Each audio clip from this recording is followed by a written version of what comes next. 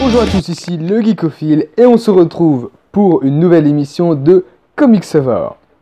Ce mois-ci, je vous parle de mes lectures du mois d'octobre et on commence tout de suite avec les librairies. Alors ce mois d'octobre, j'ai lu 3 comics de la collection Eagle Moss. Alors on a d'abord Catwoman à Rome, qui est donc une histoire écrite par Jeff Loeb et dessinée par Tim Sale, le scénariste et dessinateur donc de Un long Halloween et Amère Victoire, et ce comics se passe justement entre Un long Halloween et Amère Victoire, où on a Catwoman qui va chercher un petit peu ses origines italiennes, donc elle va se retrouver en Italie, et on a une histoire vraiment assez sympa, donc je conseille de lire. Ensuite on a ici La Splendeur du Pingouin. Alors pour être honnête, je ne l'ai pas lu le mois dernier, mais simplement comme je l'ai reçu le mois dernier, je devais en parler parce que c'est un excellent bouquin, vraiment c'est un des meilleurs récits sur un méchant de Batman que j'ai lu avec Joker.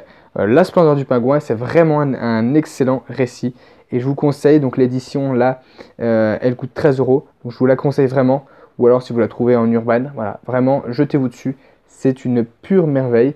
On a vraiment une exploitation, enfin on a une version donc ça permet d'exploiter et de voir vraiment qui est le pingouin, ce personnage vraiment, pour moi le meilleur méchant de l'univers Batman, même au-delà de Joker, parce que vraiment un méchant très construit et très intéressant, donc très bonne histoire. Et enfin ici, Justice League, l'autre Terre. Alors celle-ci, en fait, il y a 2 récits dedans. Il y a GLA Earth 2, donc Justice League Earth 2, et puis Justice League of America 29 et 30, qui sont des vieilles histoires, mais qui mettent toujours en confrontation la Justice League de la Terre 1, celle qu'on connaît, c'est-à-dire donc principalement donc ici c'est Batman, Superman, Wonder Woman, donc dans la Trinité. Et puis en opposition, on peut mettre Ultraman, Superwoman et Holoman. Donc là, évidemment, ce ne sont pas les seuls, il y en a d'autres, mais pour ne citer que. Voilà, donc ce sont des personnages donc, vraiment très intéressants. Et on a cette opposition entre la Terre 1 et la Terre 2 qui sont diamétralement opposés. Donc un très bon récit aussi. Et puis non, un 4e récit, je dis 3, mais en fait 4 récits que j'ai lus donc, dans la collection Eagle Moss. C'était la suite de Amère Victoire, la fin de Amère Victoire. Et encore une fois, donc ce récit est très très bon. C'est du Tim Sale et Jeff Loeb, comme pour Catwoman à Rome. Et c'est donc une excellente histoire. J'ai toujours un peu de mal avec les dessins de Tim Sale, mais pourtant le scénario de Jeff Loeb suit vraiment et leur duo va très bien, donc ça donne quelque chose de très beau. Ensuite, on a 2 Batman. Les 2 Batman Eternal, tome 3 et tome 4, donc qui sont la fin de cette série de 4 tomes, donc des gros tomes quand même. Là encore une fois, donc une histoire intéressante, donc j'en ai déjà parlé précédemment, donc une histoire intéressante. Toujours le même souci que, par contre, un souci qui est que c'est un peu trop, dans l'arc scénaristique, ça va un peu trop loin, c'est un peu trop, on rajoute une couche à chaque fois, c'est lui le méchant, ah bah non, en fait, lui est dirigé par lui, mais en fait, non, lui, c'est pas vraiment le méchant parce que c'est lui, c'est un peu trop fouillis, je trouve, à la fin. C'est un peu dommage, mais sinon, le récit est très intéressant. Donc, il se laisse bien mener, je vous dis que c'est pas une des plus grandes histoires du Chevalier Noir, mais ça se laisse lire quand même. Donc si vous avez une envie de Batman, une grosse envie de Batman, il y a les 4 tomes. Et ça reste quand même une bonne série. Ensuite, on passe à de l'indé avec Paper Girls. Paper Girl, voilà. Alors c'est Brian K. Vaughan, c'est la nouvelle série de Brian K. Vaughan.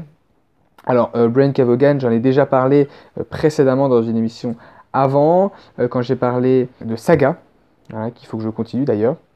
Donc Paper Girl, ici c'est donc, ça ressemble un petit peu, ceux qui regardent Stranger Things, c'est un peu le style, l'ambiance, c'est-à-dire que c'est des filles, 4 ou 5 filles, oui, il y en a 4 mais je crois qu'elles sont, oui, elles sont 4, oui. 4 filles qui se retrouvent en fait elles sont les 4, elles distribuent les journaux, et tout d'un coup un événement totalement bizarre apparaît, c'est-à-dire que quasiment, il n'y a plus personne dans les rues, il n'y a plus personne chez soi, etc.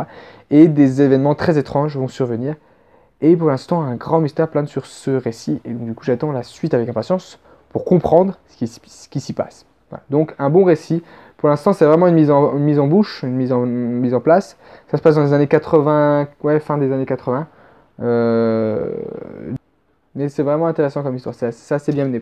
Ensuite, on a Star Wars tout court en fait, qui est donc, s'appelle donc La fin du chemin, qui est la suite, qui se passe entre les événements 4 et 5. J'en ai déjà parlé précédemment dans une autre vidéo des premiers, puisque ça c'est le 4e tome et dernier tome. Ça se passe donc, je disais, entre le Star Wars 4 et Star Wars 5, et c'est l'histoire des rebelles. Le tome 4 est assez cool, mais voilà, c'est pas la grande série non plus.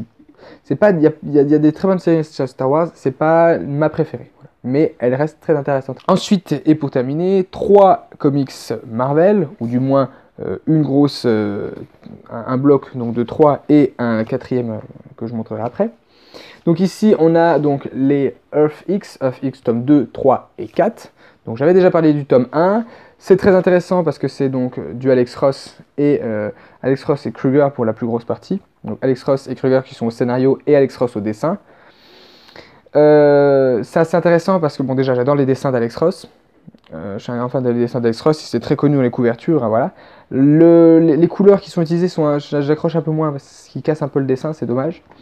Et puis, par contre, ce récit est très intéressant puisque on parle donc d'un futur possible en fait, où les héros en fait tous les humains n'existent plus en fait, c'est-à-dire qu'il n'y a plus que des mutants, des inhumains ou des méta-humains.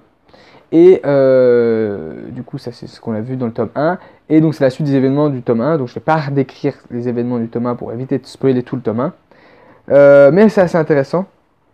On a toujours notre X51 qui est donc un robot qui doit remplacer Uatu qui est le gardien et qui doit normalement ne faire qu'observer. Mais X51, il n'arrête pas de s'opposer à Uatu en disant mais pourquoi on n'intervient pas, pourquoi on ne les prévient pas de ce qui leur arrive alors qu'on sait qu'ils peuvent faire quelque chose pour s'en sortir. Voilà, donc un récit très intéressant et j'ai commandé la suite qui est Univers X, et puis après on verra pour la suite puisque c'est encore une autre grosse histoire, c'est Paradise X qui est encore la suite. Donc j'attends d'abord de lire Univers X pour voir si j'achète Paradise. Et puis enfin pour terminer chez Marvel, on a le Faucon. Alors le Faucon, ça c'est la collection Marvel Red de Panini, de Hachette pardon. Et dedans on a deux récits. On a Captain America avec la première apparition du Faucon, donc on a les origines du Faucon dedans, qui se lisent assez bien en fait. Je me suis dit, donc c'est des vieux récits, je me dis ça va être compliqué à lire.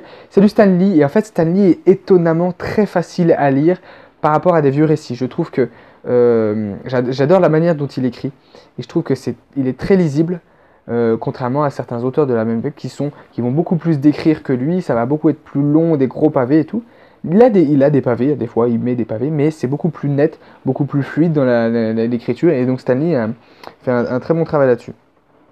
Et le dessin, bon voilà, c'est un dessin typique des années donc le Marvel, l'âge d'argent, je crois que c'est l'âge d'argent de Marvel encore, à cette époque-là. Et puis un deuxième récit qui est Faucon, cette fois-ci, où c'est juste une histoire donc, du Faucon dans son quartier de New York, et on voit qu'il va voir en fait un petit peu à gérer la corruption